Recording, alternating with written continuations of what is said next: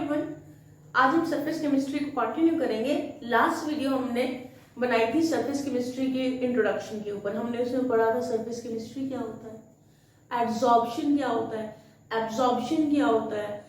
Adsorption पे हमारा ज्यादा फोकस था उस पर, क्योंकि हम सरफेस केमिस्ट्री पढ़ते हैं तो सरफेस केमिस्ट्री में सरफेस फिनोमेना पे ज्यादा फोकस रहता है। तो एड्सॉर्प्शन एक सरफेस फिनोमेना है, तो उसके बारे में हमने पढ़ा, तो कुछ एग्जांपल्स भी किए थे हमने।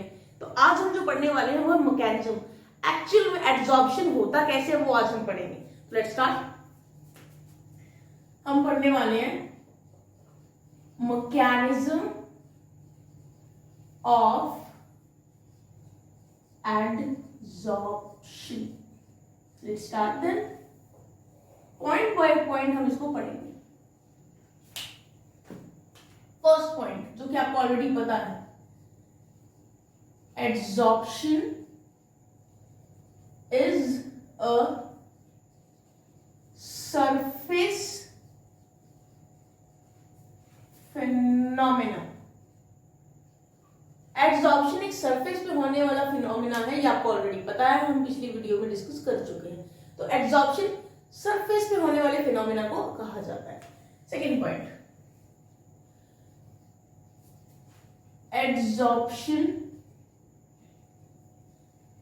arises due to the fact that surface particles of the adsorbent are not in the same environment as the particles in bulk। इसको समझने के लिए थोड़ा हमें डायग्रामेटिकली जाना पड़ेगा। तो पहले इसको देखते हैं ये क्या कह रहे हैं। एक्चुअली सेकंड पॉइंट का मतलब क्या है। जो एड्सॉर्प्शन है ये क्यों होता है? एड्सॉर्प्शन अराइज होता है क्यों?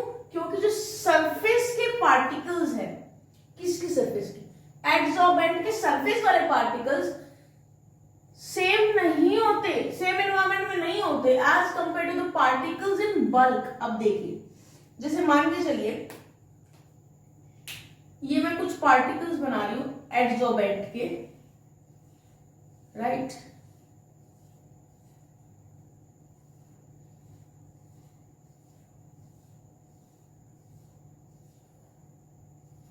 मैंने कुछ पार्टिकल्स बनाया है, सॉलिड है होता है most of the cases the surface और the particles of the adsorbent are like this because adsorbent is in solid state, तो पार्टिकल्स क्लोजली पैक्ड होंगे।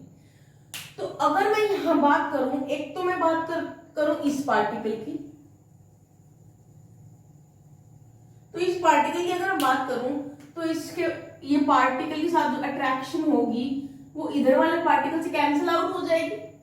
इस पार्टिकल की अट्रैक्शन जो इस पार्टिकल की तरफ होगी, मतलब इस पार्टिकल को जो इधर अट्रैक्ट करेगा अपनी तरफ, इधर वाले पार्टिकल की अट्रैक्शन के कारण वो अट्रैक्शन खत्म, राइट। तो कहने का मतलब ये है कि जो सेंटर में बल्क मतलब जो बीच में पार्टिकल है उसको हर तरफ से बराबर अट्रैक्शन मिलने के कारण उसकी अट्रैक्शन जीरो हो जाती है, नेग्लेक्ट हो जाती है, या हम कह दो कट हो जाती है एक दूसरे से।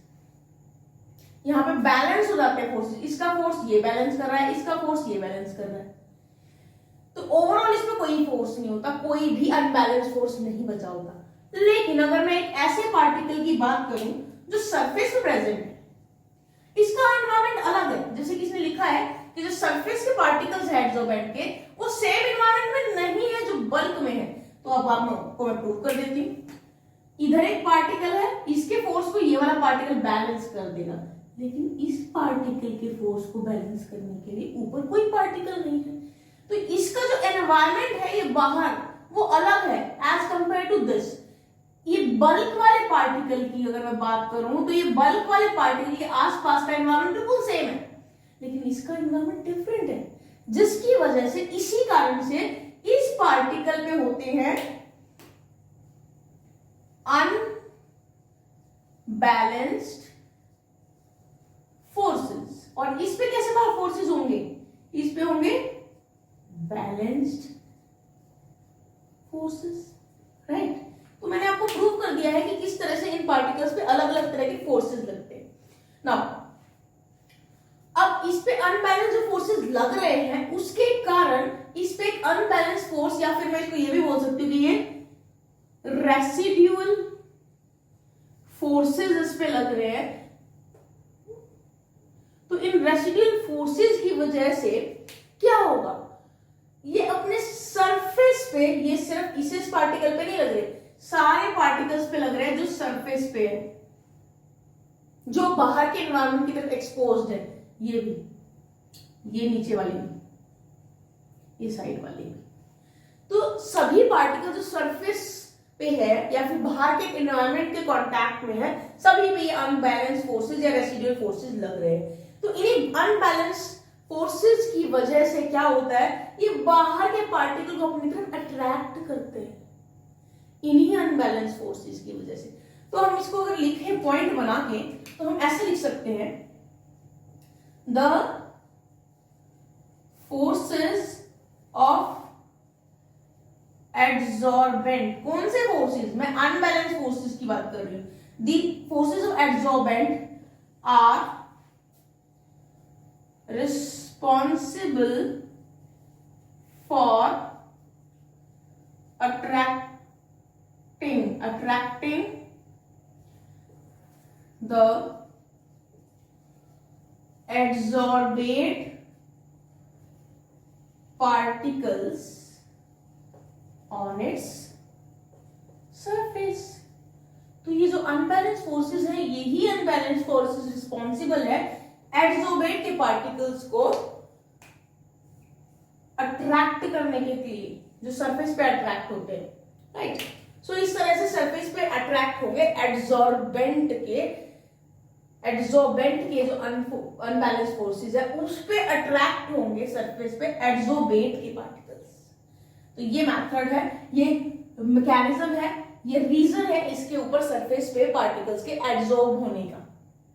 नाउ नेक्स्ट, कितना एड्सॉर्प्शन होगा, कैसे पता चलेगा, एक्सटेंट ऑफ एड्सॉर्प्शन की बात करते हैं। Extent of adsorption increases. कैसे इंक्रीज होगा, अब देख के ही पता लगा सकते हो। ये इंक्रीज होगा with the increase in the surface area of adsorbent.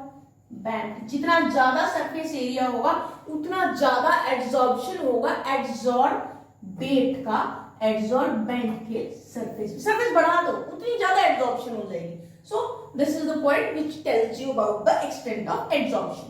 Now ये तो हो गई फिजिकली क्या होता है यहाँ पर उसकी बात है, मतलब नॉर्मली एक्चुअल में होता क्या है। बट अब इसी के बारे में थोड़ा और आगे, थोड़ा सा और डीपली पढ़ेंगे, तो उसके लिए मुझे थोड़ा स्पेस चाहिए, तो मैं इसको रब कर दूंगी।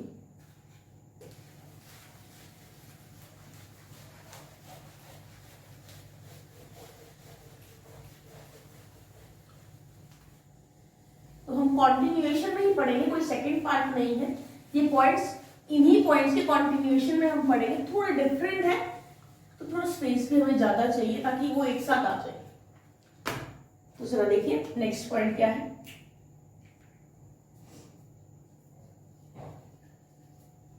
During adsorption there is decrease in residual forces of, अब किसके रेसिडुअल फोर्सेस डिक्रीज होंगे, ऑफ सरफेस। क्यों, क्योंकि सरफेस पे ही तो एड्सॉर्प्शन हो रहा है। So during adsorption there is decrease in residual forces of surface, that is decrease in surface energy. इससे क्या होगा, सरफेस की एनर्जी भी डिक्रीज हो जाएगी। और ये जो सरफेस की एनर्जी डिक्रीज हो रही है वो कैसे अपीयर होगी, विच appears as heat.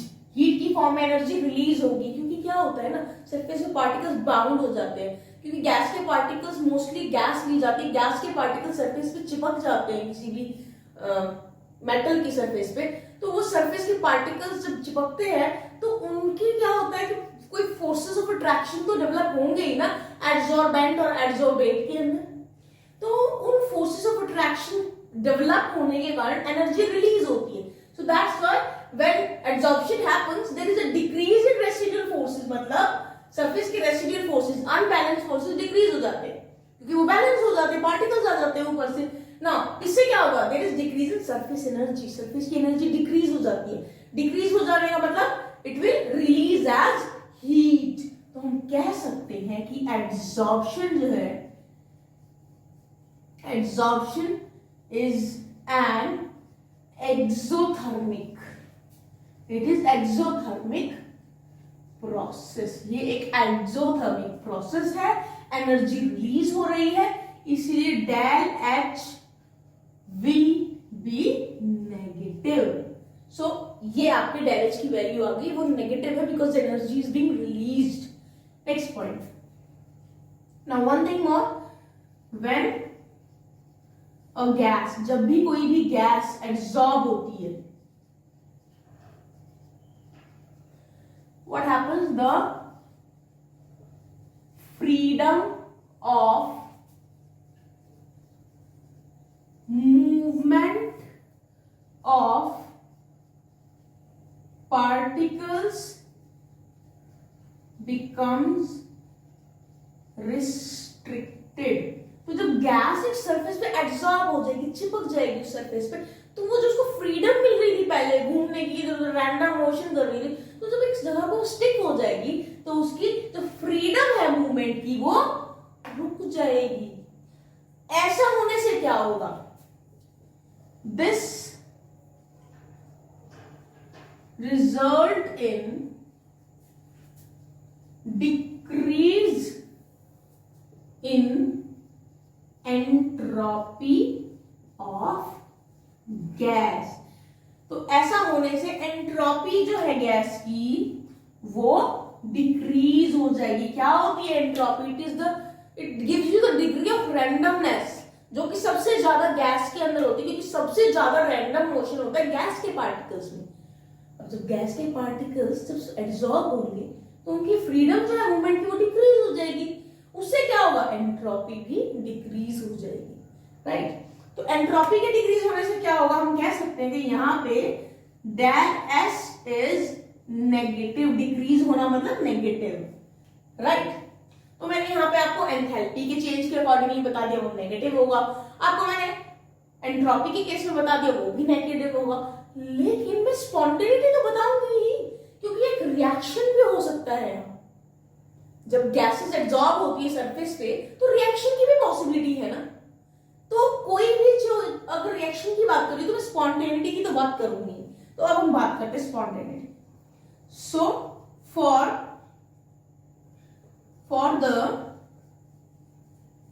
Process to be spontaneous, del G must be negative. ये तो आपको पता है, गिब्स फ्री एनर्जी के बारे में आपने पढ़ा होगा 11th क्लास में। तो कोई भी रिएक्शन अगर आप चाहते हो कि वो स्पॉन्टेनियस हो तो उसके लिए डेल जी की वैल्यू नेगेटिव होनी चाहिए। तो डेल जी की वैल्यू नेगेटिव होगी, कैसे होगी, उसके लिए हमें डेल जी तो पता होना चाहिए ना, कैसे निकलेगा। तो देखिए, that is there is decrease in Gibbs free energy. Del G negative मतलब गिब्स फ्री एनर्जी में डिक्रीज आएगा, and del G can be negative if del H has sufficiently negative value as compared to the value of minus t del s। ठीक है, तो क्या कहा मैंने यहाँ पे, del G can be negative. अगर पहले ये इक्वेशन देख लीजिए कि मैं बात किसके बारे में कर रही हूँ। वैसे तो आपको पता होना चाहिए क्योंकि 11th क्लास में पढ़ा है आपने, del G is equal to del H minus T del S equation है। तो इसमें मुझे डेल जी की वैल्यू नेगेटिव चाहिए। तो डेल जी नेगेटिव कब होगी, अगर डेल एच की वैल्यू सफिशिएंटली नेगेटिव, इसकी इतनी सफिशिएंटली नेगेटिव वैल्यू हो कि यहाँ पे जो माइनस टी डेल एस है ना, जो माइनस टी डेल एस है उसकी वैल्यू को ओवरकम कर जाए। तो यहाँ इस केस के अंदर अगर मैं बात करूं तो del G can be negative if del H has sufficiently negative value as compared to the value del minus t del s which is positive, because minus t del s है तो del s तो है ही negative, del s तो है ही negative. देखना बताया था ना मैं, यहाँ पे नेगेटिव है और del h भी नेगेटिव है, तो ये नेगेटिव है ठीक है, लेकिन यहाँ पे नेगेटिव नेगेटिव तो पॉजिटिव हो गए ना, तो ये पॉजिटिव हो गए तो इसकी वैल्यू इतनी नेगेटिव होनी चाहिए कि इसकी वैल्यू से भी ज्यादा नेगेटिव, ताकि डेल जी की ओवरऑल वैल्यू नेगेटिव आ जाए। तो इसीलिए डेल एच की वैल्यू सफिशिएंटली नेगेटिव मैंने लिखी है। thus in adsorption to be spontaneous, the combination of two factors makes del g negative. So it is true, because यहाँ पे जो एड्सॉर्प्शन है उसको अगर स्पॉन्टेनियस होना है तो उसके लिए यहाँ पे दो फैक्टर्स का कॉम्बिनेशन है। कौन से दो फैक्टर्स का कॉम्बिनेशन है, एक तो डेल एच का और एक डेल एस का। इन दोनों फैक्टर्स का कॉम्बिनेशन है और इन दोनों फैक्टर्स के कॉम्बिनेशन से हमारी वैल्यू डेल एच की नेगेटिव आ सकती है। ठीक है, अब नाउ हमने स्पॉन्टेनिटी तो पढ़ ली, लेकिन हमेशा ऐसा थोड़ी रहेगा कि डेल एस हमेशा नेगेटिव रहेगा और डेल एस जो है उसको वो सफिशिएंटली नेगेटिव, अपने आप को सफिशिएंटली नेगेटिव करके इसको हमेशा स्पॉन्टेनियस रखेगा। ऐसा तो पॉसिबल नहीं, रिएक्शन को कैरी फॉरवर्ड भी तो होगी। तो क्या होगा जब रिएक्शन प्रोसीड करेगी, so as the adsorption proceeds del h becomes less negative। del h की वैल्यू जैसे जैसे रिएक्शन प्रोसीड करती जाती है, जैसे जैसे एडसॉर्प्शन प्रोसीड करता जाता है, वैसे वैसे del h की नेगेटिव वैल्यू धीरे धीरे धीरे धीरे कम होने लगती है। ठीक है, और ultimately now becomes less negative, ultimately del h becomes equal to t del s and del g becomes 0। अब जब इसकी वैल्यू घटती चली जाएगी तो एक पॉइंट ऐसा भी आएगा जब ये वैल्यू और ये वैल्यू इक्वल हो जाएंगी, और जब ये दोनों वैल्यूज इक्वल हो जाएंगी तो आपस में कट जाएंगी और डेल जी क्या हो जाएगा, 0। जब डेल जी 0 आ जाएगा उस केस पे at this stage what will happen, at this stage equilibrium is attain. एट इस स्टेज पे इक्विलिब्रियम अटेन हो जाएगा आपका। So this was the mechanism of adsorption. Starting से लेके अब तक ये पूरा मैकेनिज्म है। सो एक बार आप इसको देख लीजिए किस तरह से हम चले हैं इस मैकेनिज्म में। हमने बताया एडसॉर्प्शन एक सरफेस फिनोमेना है, फिर बताया क्यों अराइज होता है, क्योंकि अनबैलेंस फोर्सेस होते हैं। अनबैलेंस फोर्सेस की वजह से पार्टिकल्स एड्सॉर्ब होते हैं सरफेस पे। एड्सॉर्बेंट के पार्टिकल्स एड्सॉर्बेंट के ऊपर एड्सॉर्ब होते हैं, और एड्सॉर्प्शन होने से क्या होता है, एड्सॉर्प्शन होने से decrease in decrease in energy, heat की फॉर्म में रिलीज हो रही है, जिसकी वजह से डेल एच की वैल्यू नेगेटिव आती है। और क्योंकि गैसेस एब्जॉर्ब हो रही है तो उनकी रैंडमनेस कम हो रही है। रैंडमनेस कम होना मतलब एंट्रोपी नेगेटिव होना, एंट्रोपी नेगेटिव हो रही है। अब हम स्पॉन्टेनिटी की बात करें तो हमारी ये जो वैल्यू है डेल जी की वो नेगेटिव आनी चाहिए, और ये नेगेटिव आए तो इसके लिए क्या होना चाहिए, डेल एच की वैल्यू सफिशिएंटली नेगेटिव हो ताकि ये वैल्यू इसके आगे छोटी पड़ जाए, और ओवरऑल इनका जो आएगा कैलकुलेट करके नेगेटिव वैल्यू आए ताकि डेल जी नेगेटिव हो। डेल जी नेगेटिव होगा तो अपने आप रिएक्शन स्पॉन्टेनियस हो जाएगा, अपने आप ये प्रोसेस स्पॉन्टेनियस हो जाएगा। स्पॉन्टेनिटी भी देख ली, लेकिन जैसे जैसे एब्जॉर्प्शन बढ़ता जाएगा ना तो डेल एच की वैल्यू धीरे धीरे कम नेगेटिव हो जाएगी। ठीक है, कम नेगेटिव होने का कारण क्या है ये देख लीजिए। तो सरफेस ऑक्यूपाई हो जाएगा तो उसके सरफेस के ऑक्यूपाई होने से धीरे धीरे एनर्जी रिलीज भी कम होती चली जाएगी, राइट। जब बिल्कुल पूरी तरह से ऑक्यूपाई हो जाएगा तो एनर्जी रिलीज होने बंद हो जाएगी। ये भी हो सकता है, धीरे धीरे लेस नेगेटिव होते होते वो इसके इक्वल आ जाएगा। जिस टाइम पे, जिस पॉइंट पे ये दोनों इक्वल आके एक दूसरे को कट कर रहे हैं, वैल्यू को जीरो ला रहे हैं, वो पॉइंट जो है जिस पे डेल जीरो आ गया वो इक्विलिब्रियम पॉइंट होगा। सो this was all about the mechanism of absorption.